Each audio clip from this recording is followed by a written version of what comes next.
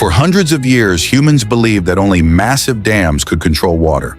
But in North America, there exists a special team of engineers that has built millions of structures for flood control, water storage, and land restoration, completely without machines, technology, or human involvement. That team is the beaver. Once hunted to the brink of extinction, beavers disappeared from many river basins, leading to the decline of wetlands. But when they return, dead landscapes become living ecosystems. With nothing more than teeth, branches, and mud, beavers can change the entire flow of a river. But what really happens when a natural engineer returns? Join Mandarin Tech as we explore the secret behind dams with no blueprints. Before the industrial era, most rivers in the Northern Hemisphere did not look like they do today. Instead of flowing straight between rigid embankments, water spread through networks of marshes, small ponds, and seasonal wetlands, functioning like a natural regulator that stored water during heavy rains and released it during dry periods. For thousands of years, one animal played a central role in this system: the beaver. Driven by its instinct to build dams for survival, it unintentionally created millions of small ponds across the continent. Scientists estimate that before the 16th century, Europe and North America alone were home to hundreds of millions of beavers, shaping the natural hydrology of entire landscapes. When humans began hunting them for fur and turning their populations into a commercial resource, it was not just a species that disappeared. An entire natural water management system collapsed along with it. What followed, extreme floods, prolonged droughts, and land degradation, was not nature's punishment, but the consequence of humans unknowingly removing some of the planet's most important ecological engineers. Amid a world where humans increasingly rely on massive water control infrastructure, the return of beavers presents an almost unbelievable paradox. Beavers do not build dams to protect the environment or reduce floods for people. They are simply trying to survive. When they hear the sound of fast-moving water, instinct drives them to slow the stream, creating water deep enough to hide the entrance to their lodge from predators. To accomplish this, beavers possess a remarkable tool that very few animals have. Their front incisors grow continuously throughout their lives, forcing them to gnaw on wood every day to prevent the teeth from growing too long. This simple biological need turns beavers into tireless wood harvesters. They cut down small trees, drag branches into the water, and arrange them along the direction of the current, then reinforce the structure with mud and small stones. These actions may appear random, but in reality, they form the foundation of natural dams. At first glance, these structures seem crude, but the power of beavers does not lie in a single dam. It lies in the accumulated scale over time. A single beaver family can build multiple dams within one season, and over many years, small ponds begin to form in sequence along an entire valley. Water no longer flows straight through the landscape. Instead, it is divided, slowed, stored, and redistributed across many different points. From that moment on, the entire watershed begins to change in ways that humans rarely notice immediately. What many people fail to realize is that the work of beavers does not stop when winter arrives. As temperatures drop and the surface of ponds begins to freeze, the dams they have built become essential for survival. Before ice seals the surface of the water, beavers store hundreds of branches beneath the pond as a submerged food cache. Because the deep water behind the dam does not freeze solid, they can continue swimming and feeding beneath the ice for many months without leaving their shelter. While much of the surrounding landscape nearly stops its biological activity, the system of ponds continues to hold water, maintain soil moisture, and stabilize stream flow. This means that beaver dams are not merely summer structures, but a form of ecological infrastructure operating continuously through every season of the year.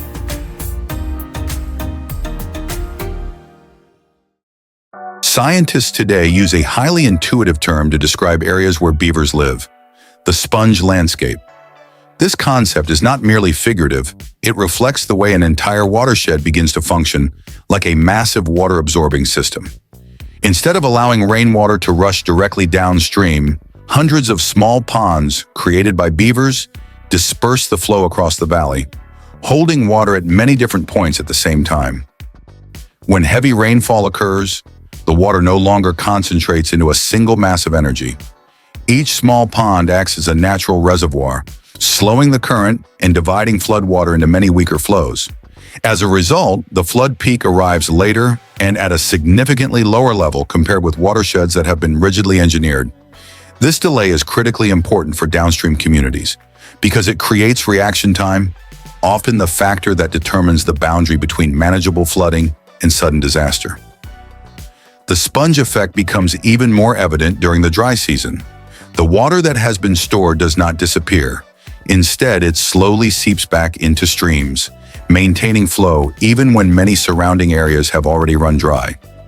In a world where climate change is making rainfall patterns increasingly unpredictable, this ability to stabilize water flow over time is now considered one of the most effective natural adaptation mechanisms that humans have ever observed.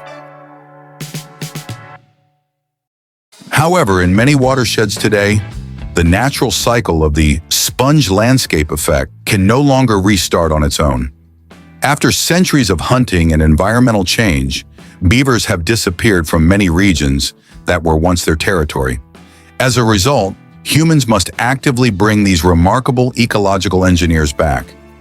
Beavers are typically captured from areas where their populations are abundant and then transported to suitable valleys or stream systems in specialized crates. Once released into the new environment, they quickly search for sections of stream with appropriate conditions and begin building their first dams within just a few days. In many cases, within only a few breeding seasons, the first beaver families have already restarted the entire process of hydrological recovery across an entire valley, transforming isolated streams into a network of small ponds that distribute water throughout the landscape. Beaver dams operate on a principle completely different from human hydraulic structures. They are not built to resist water, but to live with it.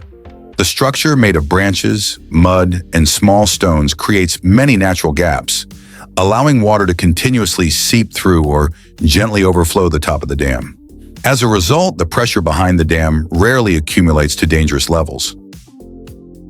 This characteristic makes the system remarkably stable.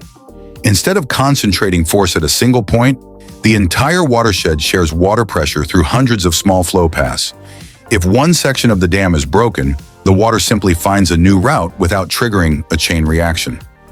Thanks to this flexibility, networks of beaver dams function as a form of adaptive natural infrastructure, continuously adjusting their structure to changes in water flow and environmental conditions. And naturally, as water quality improves and the flow becomes more stable, the surrounding landscape begins to change. The still water areas behind the dams quickly become ideal environments for aquatic plants to grow. This new layer of vegetation not only holds the soil more effectively, but also provides food sources and shelter for a wide range of small organisms, from aquatic insects to amphibians. The appearance of insects attracts water birds, while the abundant food supply draws predators back to areas that were once almost devoid of life. In just a few years, many previously dry lands have turned into biodiversity hotspots, where natural food chains are reestablished in an almost complete form. Fish species benefit especially from these changes. The calm waters behind the dams become safe nursery areas where young fish can grow in size and develop swimming strength before moving into larger rivers. What amazes scientists is that the speed of ecological recovery is significantly faster than many artificial restoration projects, which often cost millions of dollars yet require decades to achieve similar results. The rhythm of renewal doesn't stop at the patches of green returning to the land. It reaches deep into the very waterways of these drought-stricken valleys. Since 2008, ecologists have reintroduced more than 300 beavers into the upper Metho River, and within just a decade they recorded 176 new ponds, natural water reservoirs that would cost humans millions of dollars to replicate. On average, a single beaver dam can hold about 1 million gallons of surface water. The first 62 ponds alone stored nearly 5 million gallons, while the entire network now retains more than 65 million gallons of water annually, enough to supply a household in Twist for more than 20 years. The benefits extend far beyond surface water. A study in the Columbia River Basin found that 29 beaver ponds added 6.6 million gallons of groundwater, a critical reserve that helps entire regions endure even the harshest droughts. The drought resilience of beaver ponds comes from their unique structure. The dams don't block water completely, they spread it out, allowing it to seep into the soil and recharge the aquifers below. In summer, that stored water is released slowly, keeping streams cooler, steadier, and flowing even during peak heat. Valleys without beavers often dry to bare rock by late season, while those with beavers still hold water, keep grass green, and allow life to persist. The water held back by these dams creates a layer of protection as scientists never expected, a natural shield against wildfires. In surveys across Washington and Idaho, valleys with beavers appeared as fire-resistant oases in landscapes cracked by drought. NASA satellite analysis from 2020 showed that areas with beaver dams retain 3 times more moisture than places without them, significantly slowing the spread of flames. During the 2015 Twist Fire, many ponds were scorched on one side while the other remained green, and firefighters even used the pond water to battle the blaze. The fire resilience of beaver ponds comes from how their structures spread water across the landscape, soaking the soil and preserving a cool layer of mud that creates damp depressions fire can't consume. As a result, beaver ponds act as ecological fortresses in the midst of increasingly severe fire seasons. Although the return of beavers brings many ecological benefits, it is not always welcome. For many farmers living along rivers, a dam built in the wrong location can quickly alter the entire familiar drainage system. Within just a few weeks, cultivated fields can become flooded, grazing land may turn excessively wet, and crops can suffer direct damage. When livelihoods are affected, the long-term environmental benefits become harder to accept compared with immediate losses. As a result, conflicts between nature conservation and agricultural production begin to emerge. And in some areas, people even destroy dams or illegally hunt beavers to protect their land. Under this pressure, scientists and governments have developed a simple but effective solution known as the beaver flow device. A large plastic pipe is installed through the base of the dam, with the water intake hidden inside a metal cage submerged beneath the pond surface. This design prevents beavers from detecting the draining water because their instinct only responds to the sound of water flowing directly at the dam structure. As a result, water quietly exits through the pipe, keeping the pond level stable without triggering the beavers to raise the dam further. The device has low cost, requires minimal maintenance, and can operate for many years.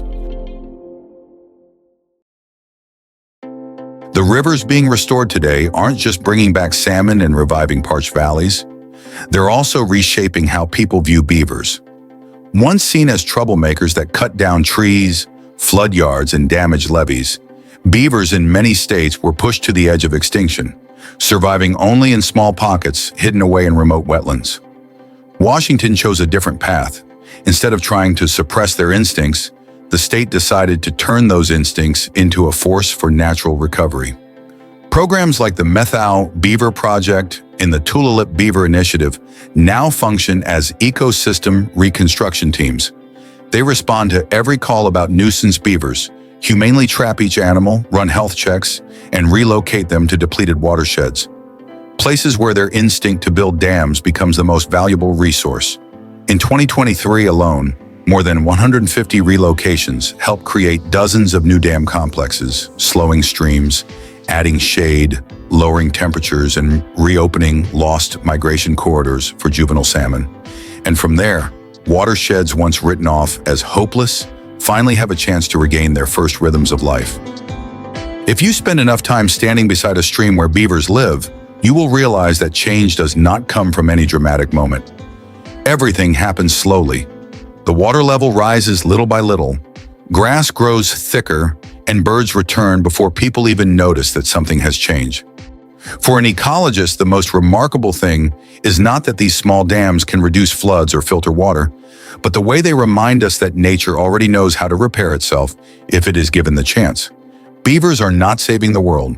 They are simply living in their own way, And that, in turn, helps us better understand how humans might live alongside nature in the future. And if you enjoy ecological stories with fresh perspectives like this, follow Mandarin Tech and explore more in our upcoming videos.